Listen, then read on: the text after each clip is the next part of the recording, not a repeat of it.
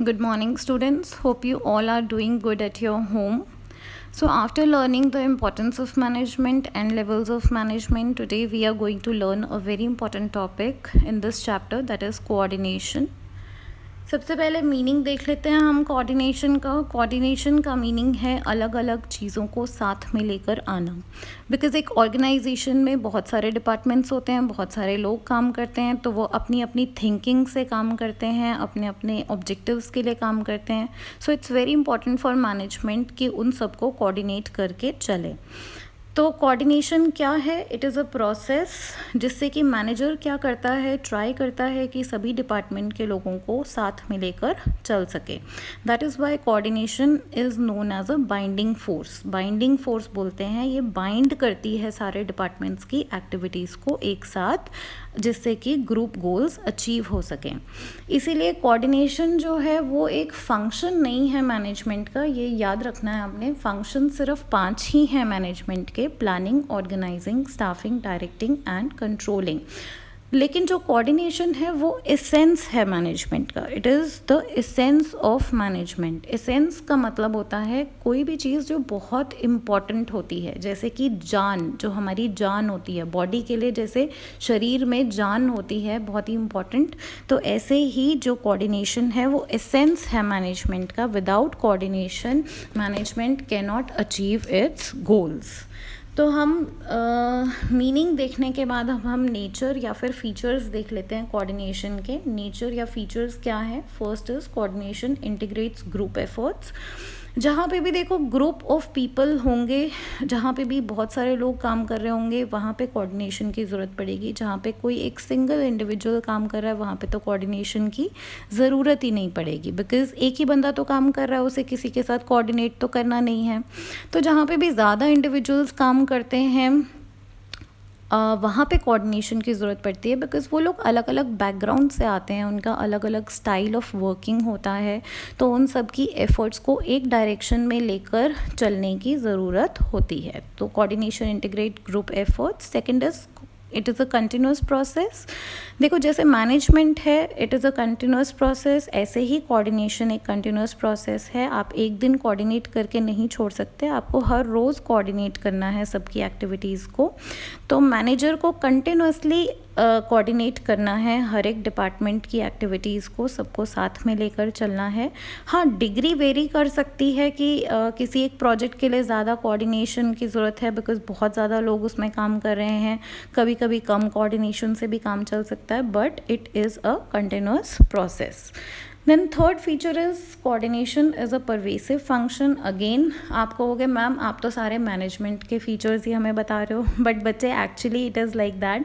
Management का feature और coordination के फीचर यहाँ पे सेम है।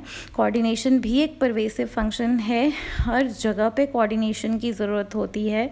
एक ऑर्गेनाइजेशन में हर एक लेवल पे कोऑर्डिनेशन की ज़रूरत होती है, सिर्फ टॉप लेवल पे नहीं है ज़रूरत, मिडिल लेवल पे नहीं है, लोअर लेवल पे, सब लेवल्स पे कोऑर्डिनेशन की ज़रूरत है, सब डिपार्टमेंट्स में कोऑर्डिनेशन की ज़रूरत है। बिकॉज़ ये सारे डिपार्टमेंट्स जो हैं वो अपने लिए तो काम कर ही रहे हैं, लेकिन ओवरऑल तो वो एक ही ऑर्गेनाइजेशन का पार्ट है ना, तो उनको सबको एक साथ लेके चलने की ज़रूरत होती है। तो that is why coordination is a pervasive function. अगर आप घर में भी देखो, घर में अगर 4 लोग रह रहे हैं और चारों अलग अलग डायरेक्शन में बात करेंगे तो कभी भी एक प्लान नहीं बन सकता, कभी भी साथ में मिल के नहीं रह सकते।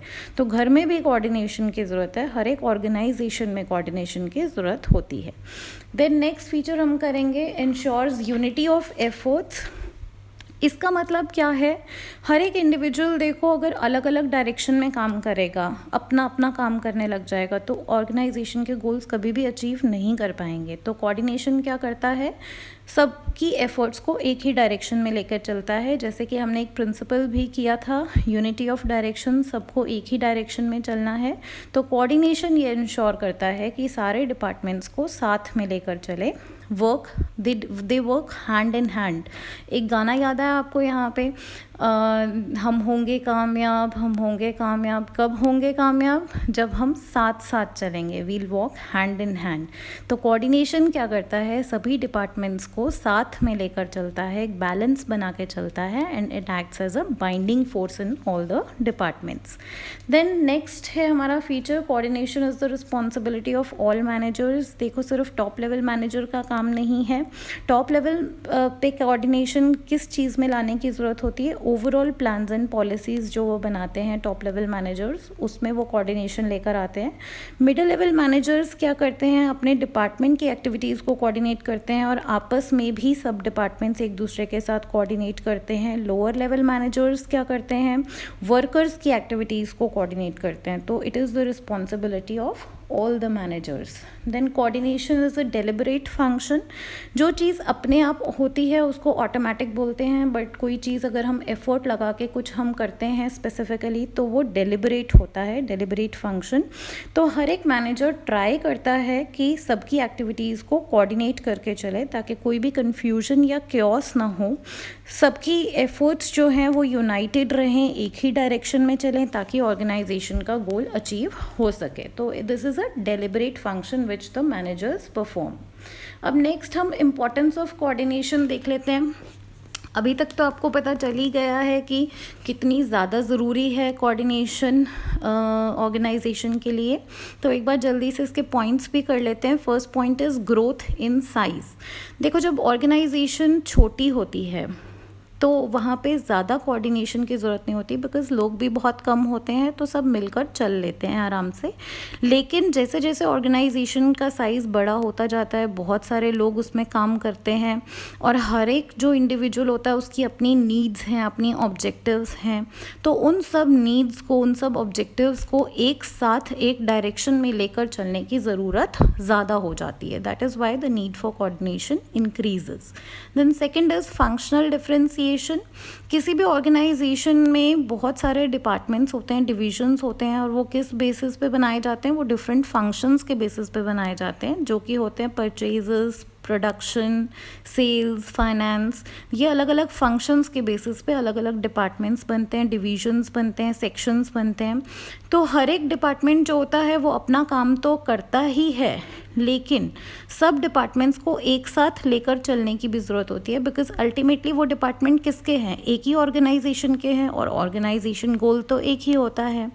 तो एक्चुअल प्रैक्टिस में क्या होता है? एक्चुअली ये सारे डिपार्टमेंट्स इंटरलिंक्ड होते हैं, एक दूसरे पे डिपेंडेंट होते हैं, एक दूसरे के साथ लिंक्ड होते हैं।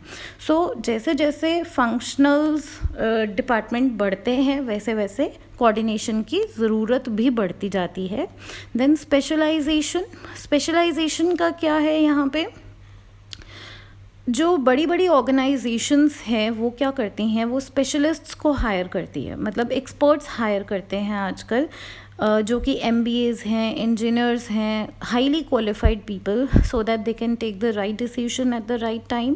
तो जैसे जैसे स्पेशलिस्ट्स बढ़ते हैं एक ऑर्गेनाइजेशन में, हर एक स्पेशलिस्ट सोचता है कि my style of working is very good and I will work in my style. तो अगर सब अपने अपने स्टाइल में काम करने लगे, अपने अपने ऑब्जेक्टिव्स के लिए काम करने लगे, तो बहुत ही ज़्यादा क्योस और कन्फ्यूजन हो सकता है ऑर्गेनाइजेशन में। So there is a need to coordinate all these activities. उन सब के स्पेशलिस्ट्स की एक्टिविटीज़ को कोऑर्डिनेट करने की ज़रूरत बढ़ जाती है ताकि कॉमन डायरेक्शन में चल सके और मैक्सिमम बेनिफिट मिल सके हमें उनकी स्पेशलाइजेशन का। So these were the 3 points of importance of coordination.